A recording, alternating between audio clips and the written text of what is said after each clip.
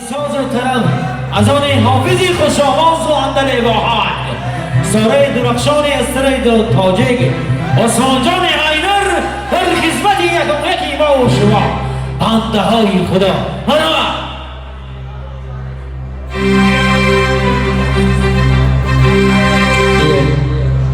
زنده باشید مبارک شد دوستان عزیز من یک دلیز میخوانم بسیار خواهش کردن یک سرود است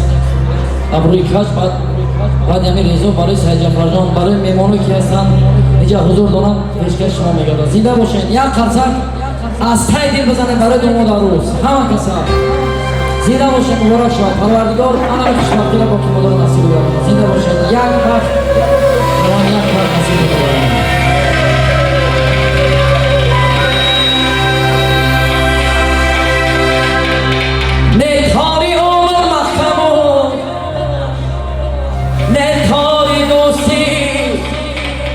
افسوس از این دو رشته که بسیار نازک است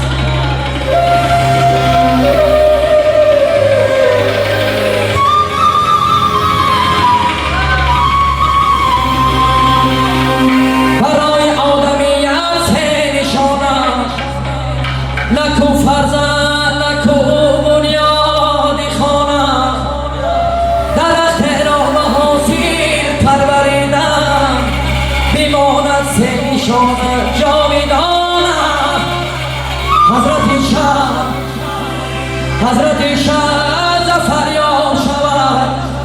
صاحبی بچه بسیار شود چشم بد را نیامد بدلم چشم بد بیند اگر کور شود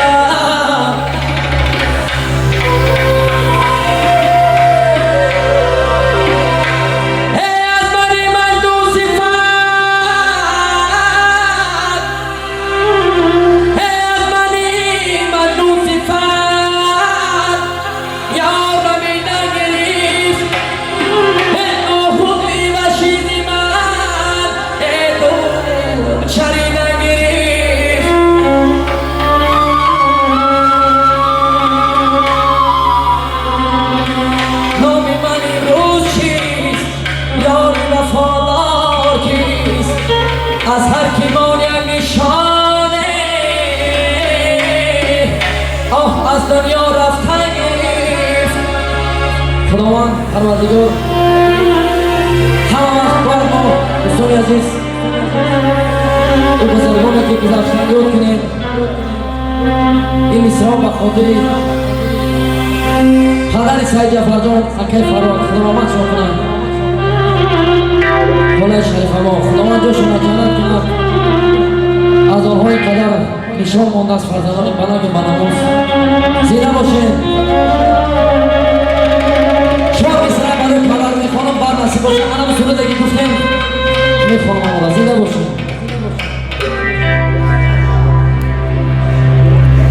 پدر بخری پسر یک دولت باشد خدا داده پدر بخری پسر